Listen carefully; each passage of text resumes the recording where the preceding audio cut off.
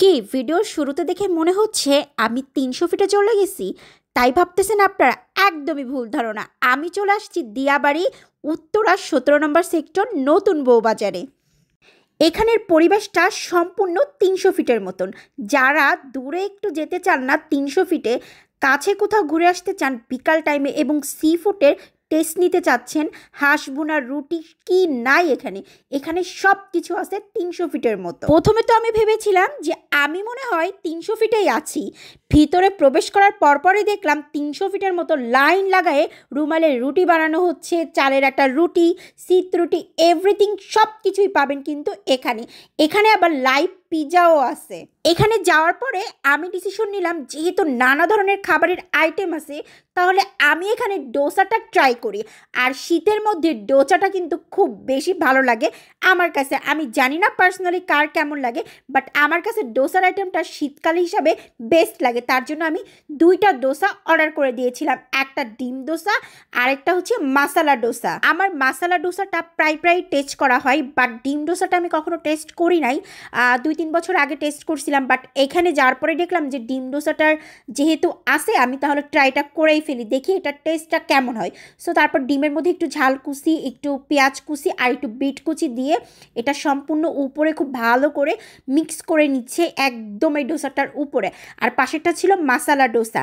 আর আমি বরাবরই চোখের সামনে যে খাবারগুলো রেডি হয় না, ওইগুলো অর্ডার করতে কেন জানি না আমার বেশি ভালো লাগে। যেহেতু আমি 2টা ডোসা অর্ডার করেছিলাম, একটা মাসালা একটা ডিমের, সো ডিমেরটা আমি পরে টেস্ট করব, মাসালাটা আগে করি। মাসালার প্রাইস ছিল অনলি 80 টাকা। আমি এর আগে 4 থেকে 5 বার ডোসা ট্রাই করেছি মিরপুরের ভিতরে, উত্তরার ভিতরে, বাট কখনো ওইটার টেস্ট আমি ভালো পাইনি।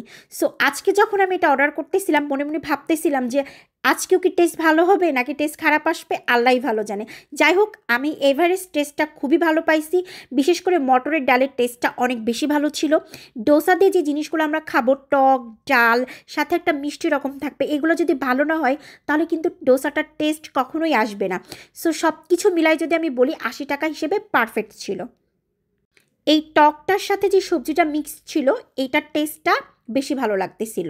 মাসালা ডোসাটা শেষ করে আমার কাছে খুব বেশি ভালো লাগলো। টেস্ট কমপ্লিট করে আমি সাথে সাথে নিয়ে নিলাম ডিমের ডোসাটা। এটার প্রাইস পড়েছিল 120 টাকা। আর আমি আপনাদেরকে একটু খুলে দেখাচ্ছি, পুরাটা খুব সুন্দর করে ডিমটাকে মিক্সড করে দিয়েছে পুরাটা একেবারে। এই জন্য আমি এটা একটু সফট ছিল, ডিম দেওয়ার পরে না একটু ডোসাটা সফট থাকে, এই জন্য ছিঁড়তে অনেক বেশি সুবিধা হয়।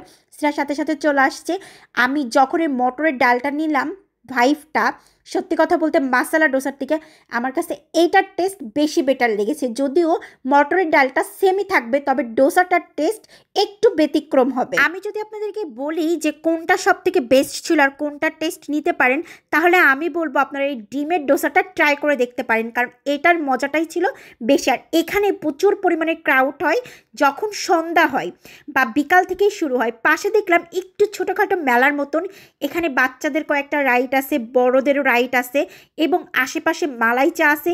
খাবার শেষ করে পাশে যদি চা খান না, একদম জমে যাবে।